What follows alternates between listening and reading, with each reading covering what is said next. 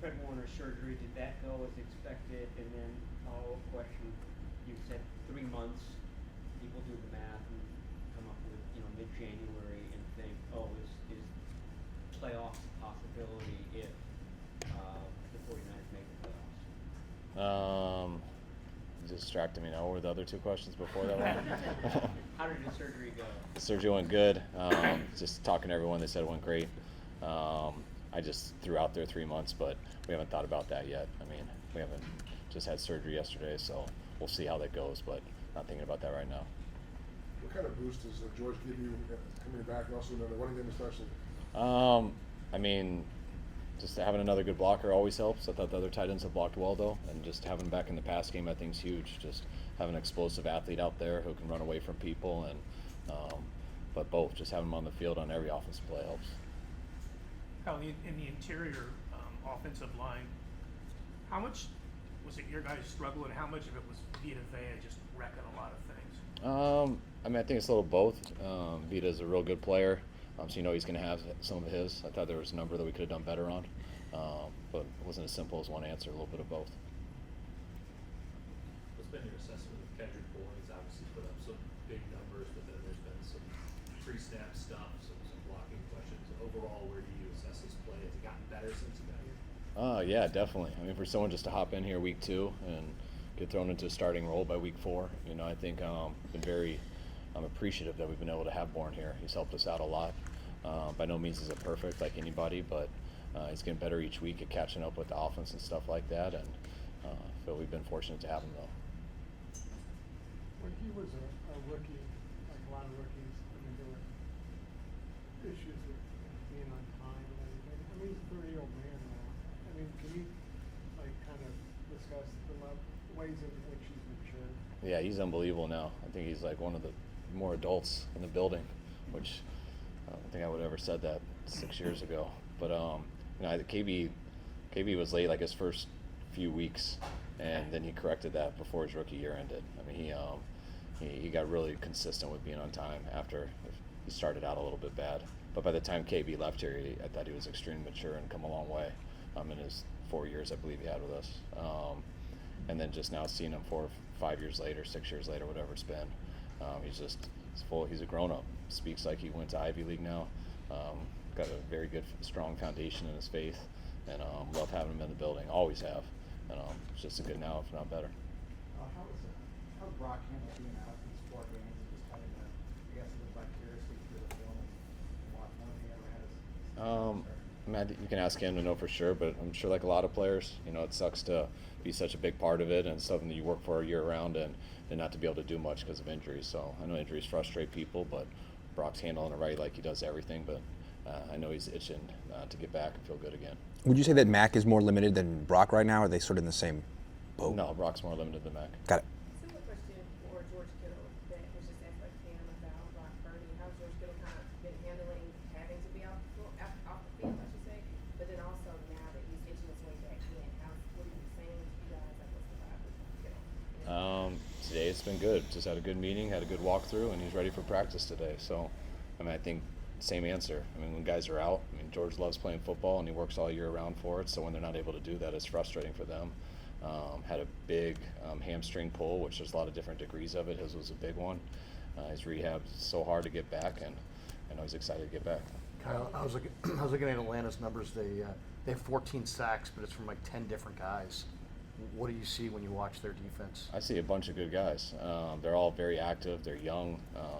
They play with an extremely good motor.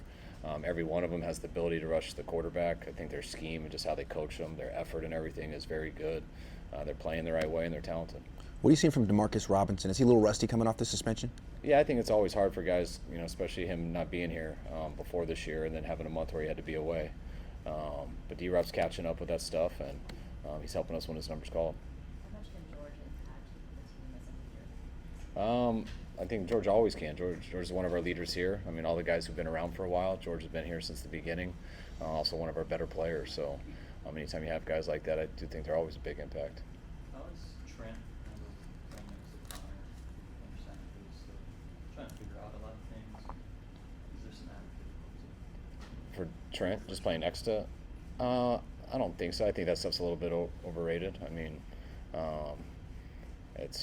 everyone moves in unison. I mean, the guys next to each other do it more often than not, but I feel it's all 5 guys moving together, and but I don't think it's affected Trent. When you went back and watched the film, what was your impression of the performance that Tatum Bethune had? I thought Tatum did a real good job. I mean, he had a couple of mistakes, which were understandable, kind of what I think I was saying on Monday. But there was a lot of clips that, I was telling everyone when I get on the plane, I start watching the tape. It starts off a little depressing for me, just how the game went and thinking about it without Fred. And then I stopped and rewatched it a different way from a different light, and it was very inspiring watching how Tatum played. A bunch of our young guys, some good things on that tape. Got to clean up some mistakes that we made, but I liked how the film looked and how the guys played. How will you have DD continue to further bring down and good communication, or would Tatum take that? Tatum, yeah. But those are Fred Warner's actions, especially when Patrick kind of shares. some To whose? Who? Sorry, I didn't hear you. Oh, sorry. Fred. Fred Warner. Yeah. Slow down. Fred Warner in his absence, Christian Panther kind of went on social media and shared, we go to war for our brothers. Just wondering if any inspiring speeches, conversations, or just any type of talk amongst the team itself, players itself, has happened since the loss of now both Nick Bosa and Fred Warner. I'm sure guys do individually. I mean, we don't have a big kumbaya or anything over that and have everyone share an inspirational deal, but we address it when we talk about what we got to do to handle it. But you could ask those guys individually. I'm sure talking on the plane, those guys just talking in their locker room. I mean, everyone knows how special Fred is this team as a player and as a person, so I'm sure there's plenty of them. Is Sky Moore out? Does Jordan Watkins do punt return today and practice? Yeah, that he's back, he'll get a shot at it. So we'll see how this week goes. We still know that Sky's got a chance to play, but that stuff we'll evaluate all week. There's a lot involved with that, my position. I'm curious, what makes Tatum a good candidate for that role? I mean, I think it has to start with how you play linebacker. I mean, can you run? Can you hit? Can you make tackles? Can you cover people? I thought he did that at a very high level in college, and he's done it very well since he's got here. This is why he made our team. Was a 7th round choice or an undrafted free agent. I'm not sure which one. Can't remember. But we've liked him since the beginning. He's shown that ability. I think it's been good for him to be behind someone like Fred and just see how he does it. And Tatum, to me, is so made of the right stuff, and he's so handled this year and a half the right way that I think he's definitely more than ready for this opportunity. It's an opportunity for Nick Martin to get. Yeah, definitely a huge opportunity for Nick to get on the field. Just losing the linebacker and should give him his up.